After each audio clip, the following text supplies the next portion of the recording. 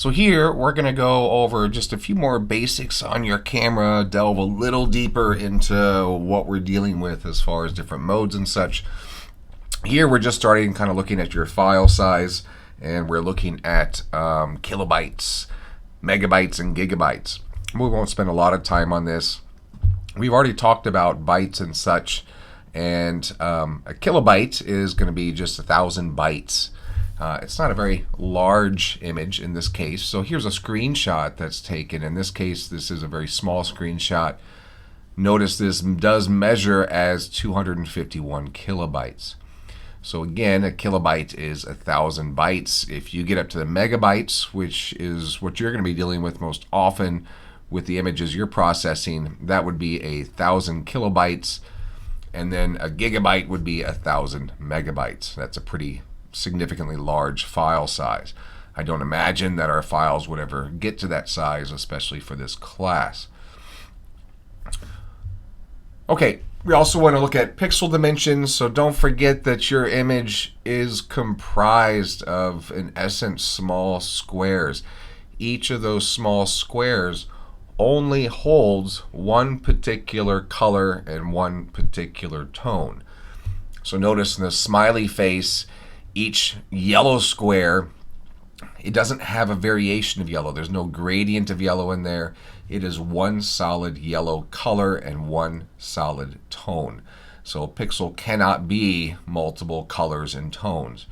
And all of these singular colors and tones come together to create your image. So this image here has 29 pixels across and 29 pixels vertically. And so that's just telling me how many pixels are in the image. Yours is going to be thousands across and thousands vertically. So this is just kind of simplifying this. But again, just a refresher in case this isn't quite settling in. So pixels, every photographic image that we're going to be dealing with is going to be dealing with in pixels. Now, resolution is how those pixels are arranged.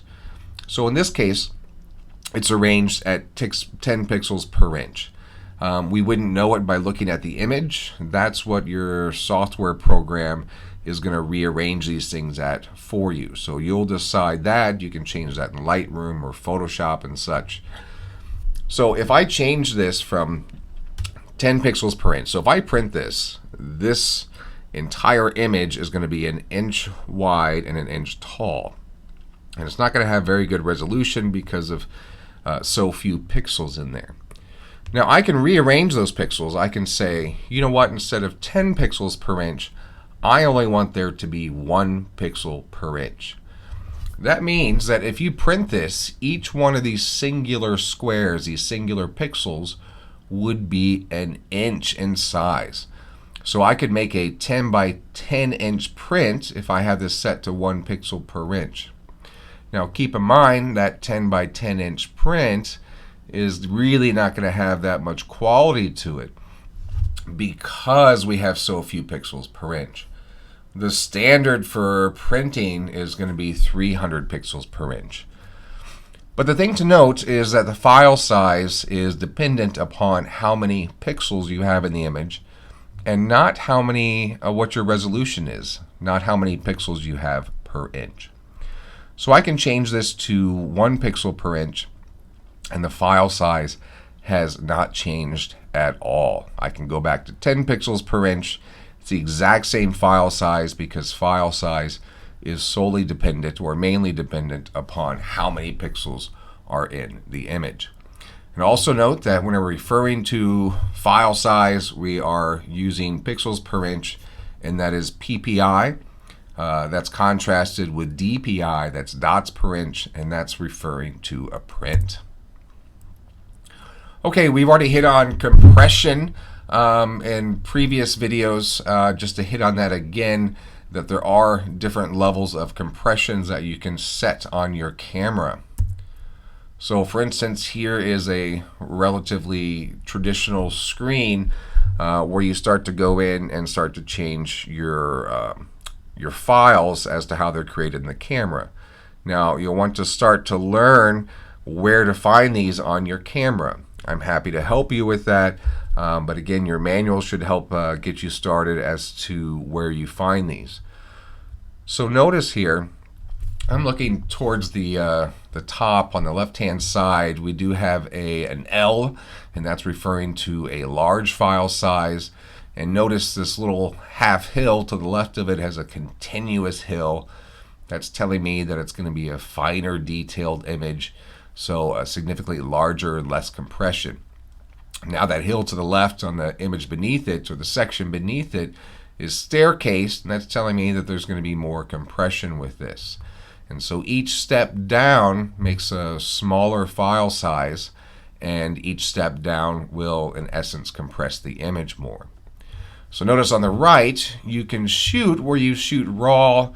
It'll create two files. It'll create a RAW file, and here a large, slightly compressed file, versus we have large with more compression and a RAW, etc. So the benefit of this is if you're wanting to have a RAW file, but you don't necessarily want to use the advanced software to process that right now, you just want to have access to a JPEG file, for instance, you can shoot this with, say, RAW plus large, and that way you have two files, and one can be easily read by a myriad of programs, where RAW is going to be proprietary to the software of that camera, and you need a specific software to be able to read that, such as Lightroom or Adobe Photoshop, to be able to read those.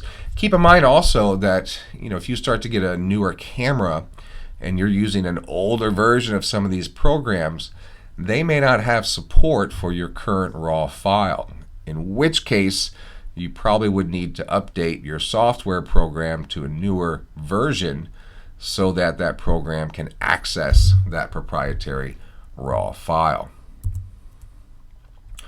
So we talked about JPEGs as a standard compression model. There is the HEIC, which is used in smartphones. The iPhone, for instance, will often do this by default. You can kind of override that in your phone if you don't like that compression and prefer a JPEG. TIFF is a standard uncompressed file format that most graphic programs can read. It is non-proprietary, and not all cameras have this format, but non-proprietary just means that it's not proprietary to a certain company or software, so a multitude of programs can read a TIFF file. Now, RAW is the unprocessed and uncompressed data from the camera sensor. This provides the highest image quality while having a smaller file size than TIFF. I'm not explaining or going to explain all the benefits of RAW right here and now, but RAW is the means to take the best picture possible. So at this point in time, if you're changing your image here, what I'm asking you to do now and from here on out is find these settings on here, and again, I can help you if you need to. If you're emailing me a question like, how do I change this to RAW, you might want to remind me which camera you're using so I can just help you kind of figure that out. But you will want to set this from RAW here on out so that we are getting the capability of having the most control and quality in editing our image. Now, there are just some basic settings on your camera. For instance, we do have a drive mode, and I'm not going to spend much time on this. Drive mode is just referring to, notice these multiple rectangles on top of each other. That's showing me I can set it to a mode where I hold the shutter button down and it's going to keep firing and shooting images back to back. There's also a little timer option here, so you can make a timer where you press the shutter button and say it lapses for 10 seconds before the shutter is pressed. We are just going to have this on the single drive mode, where every time you take a photograph, it just happens once when you press the shutter button. So sets, just simply as you're navigating your menus, this should be intuitive. You want to choose a particular option, you would just simply press the set button. Autofocus, for our purposes and kind of how we're talking about using this, I think in having this in an autofocus mode is probably going to be the easiest and most straightforward way for us. We are not going to deal with picture style, mainly because we're going to be shooting in RAW, and this shouldn't have any effect on our RAW file. Finally, in this scenario, we have a metering mode. This just can change the weight of how things are metered. So I mentioned that every camera has a light meter inside of it, and it is reading the amount of light that comes into the camera. That meter is not always 100% accurate in every situation in getting the perfect exposure, the quantity of light in for the image. So there are different ways in which you can balance out and choose where more the weight of the metering happens. Again, we're not going to really deal with this much this semester, mainly because we're going to start to use other tools to discern the best exposure for our image. Now, here's something that's probably, a lot of your minds. You've seen all these different settings on your camera, this little knob. I've said, let's go ahead and shoot in auto from here for the beginning of the class. We're going to start to change that, and I want to get away from auto. Let's look at a few of these options, however. This is the automatic mode, which you have been using, and it decides everything. So white balance, ISO, shutter speed, aperture, whether you use the flash, everything is done for you. You can't override any of the automatic settings, and usually this is indicated by a green symbol on this dial. Program mode is essentially an auto mode, but it allows you to override some things. In other words, you can change the white balance. We'll talk about that more here in a little bit. You can change the ISO. So maybe that's the only thing that you're concerned about, is say, I want to use a better quality ISO for this image. I'm going to set that and let the camera choose the rest. So this is usually indicated, the program mode, by a P as in program. Then we have a shutter priority mode.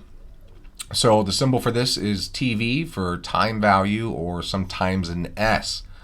And so this way you can select the shutter speed, and then given the particular circumstance, the lighting situation, the camera will automatically choose an aperture for you. So for instance, let's say I want to have a very fast shutter speed. So I choose a shutter speed of maybe 1,000th of a second because I'm shooting something that's moving. Well, then the camera automatically compensates to get the, quote, correct exposure by changing the aperture for you. Now, keep in mind, there are limitations. Let's say there's not a lot of light out there and you say you want to use 1,000th of a shutter speed. Well, you might not get the best accurate result from using that, because the settings that you've started to choose really can't happen in that situation. As such, other things would need to be changed and accounted for. Aperture priority, symbol is A or an AV for aperture value. This is the kind of the opposite, if you will, of the shutter speed. Here, you're choosing which aperture that you want the camera to use, and it will accordingly choose an appropriate shutter speed. So in this case, the priority most likely would be the amount of depth of field in your images, because aperture is one of 3 factors that affects depth of field. Here we have manual mode. Yay, finally! So this is the mode where you'll have control over all of your settings. You may find that aperture or shutter priority modes, might work well for certain things, but really manual mode is the mode that gives you the most control for handling difficult lighting situations, even what seems to be simple lighting situations.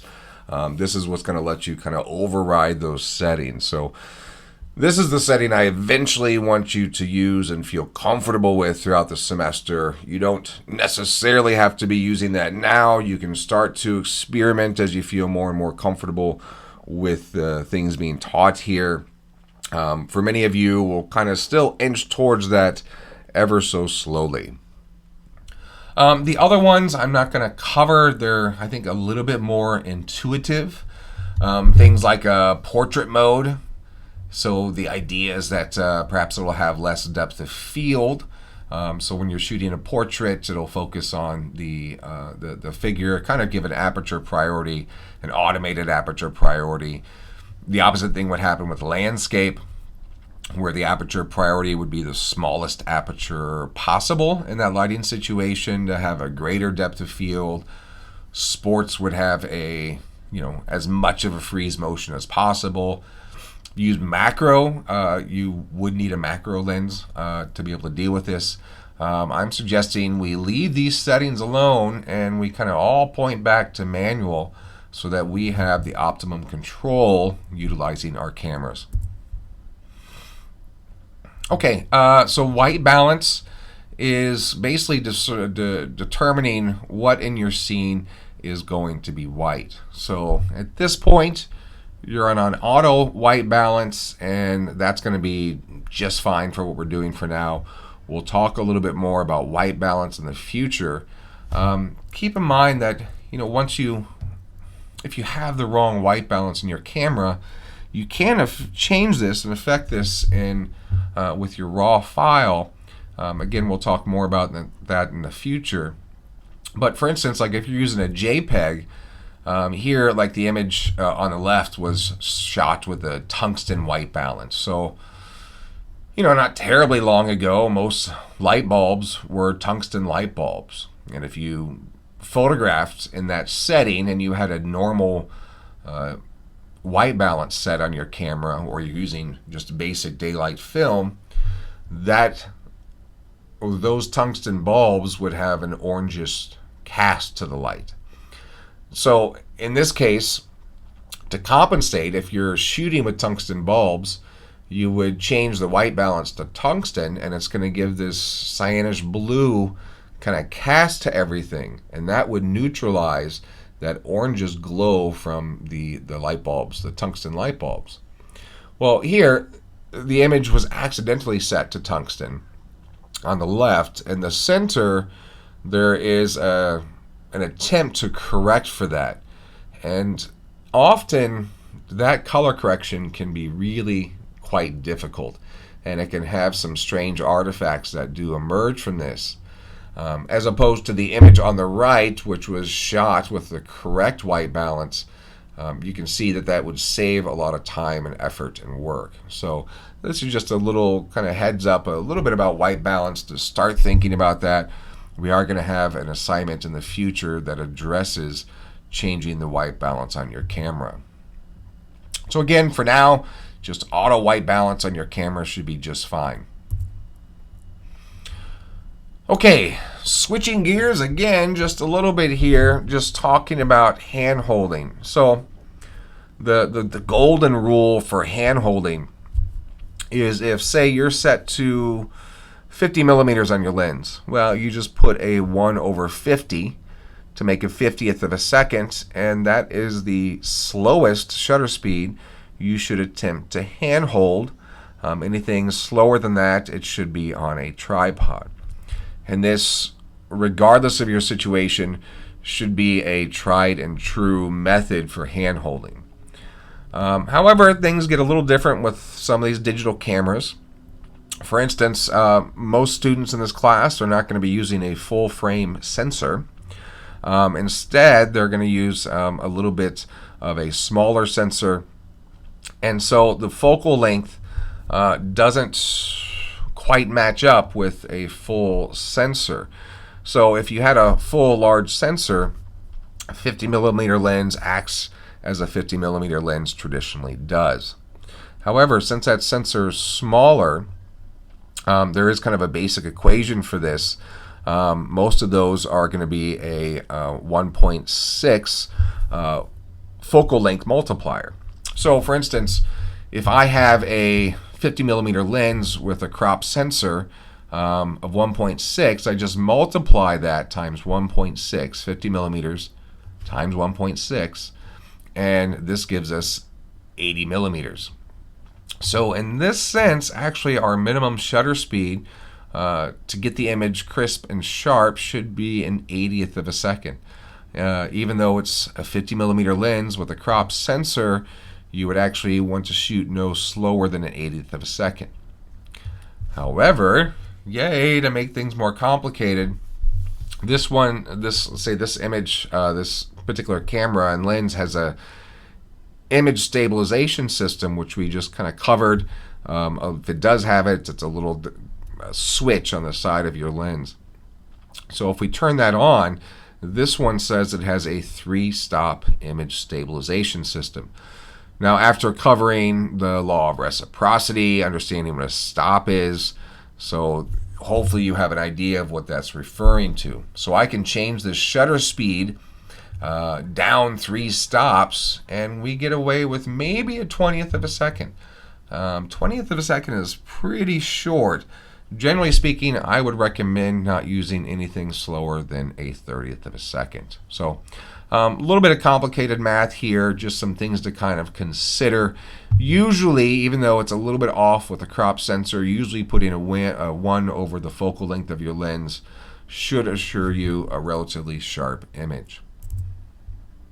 So this image here is just an example of a slight motion blur. Of course, it was taken at night, and trying to handhold something like that, there's no possible way any human being can handhold a significantly slower shutter speed. Okay, just some basic problems. We're kind of a little shotgun approach to some of ideas in this video here. Just to point out things we'll start to kind of look for and perhaps notice. There is such a thing called luminance noise. So in this image, and it's somewhat hard to see as it's coming from a textbook. In essence, the noise that's luminance noise is referring to noise that's created a tonal shift. So the noise isn't so much a color introduced to the noise. It's just a monochromatic noise where the noise is created kind of a lighter specks and darker specks. Ideally, normally you probably wouldn't have noise to your image, but if you had it, this is a little bit preferred, digitally speaking, because it starts to mimic a little bit of what film texture and grain looks like. What's more distracting is going to be a chrominance noise. So whenever you start to get these, really strong dotted patterns of kind of randomized color. So at that point, there's really not much that you can do with this, and it really looks digital. So these are things that hopefully we would start to avoid. Having a lower ISO, for instance, is going to help with that.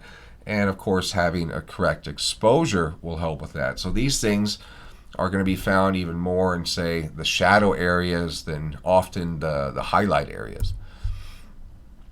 And this is something that comes up pretty frequently, and this is a chromatic aberration.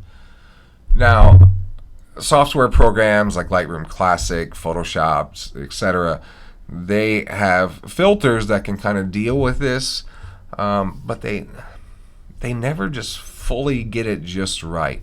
And it happens in certain areas of contrast. If you zoom into the image and you start to get this fringing that happens. So it shouldn't have this magenta fringing around the shoulder of this baseball player. But it's happening, and it happens more often with a wider angle lens. So wider angle lens is usually something that has a shorter focal length than 50 or 35 millimeters, depending on what kind of camera you're using. So just something to keep in mind, and if you start to notice that, especially with your lens, we might start to change your focal length to kind of avoid this. So in your camera, you can actually, most often you can change things such as the sharpness that is rendered to the image every time you take a photograph. We're not going to deal with that here because if you're shooting in RAW, whatever you set that to won't have an effect to the raw image because the raw file is going to be an unprocessed image. So if you change the sharpness setting on your camera, that is part of the processing to the image. And again, a raw image, no processing done to it, so that it won't have an effect to it. But this is something we'll start to look at later when we start to deal with a little bit of sharpening to our images. So again, image coming from the book, and you're looking at a video here. So maybe not rendering quite as well, especially with the top two images. Top left image, perhaps a little soft. Maybe we want to add a little bit of sharpness. Sharpness, by the way, is basically a means of adding a localized contrast. So they have different algorithms, mathematic equations as to determine how to add this contrast, but it's a special contrast addition to your image.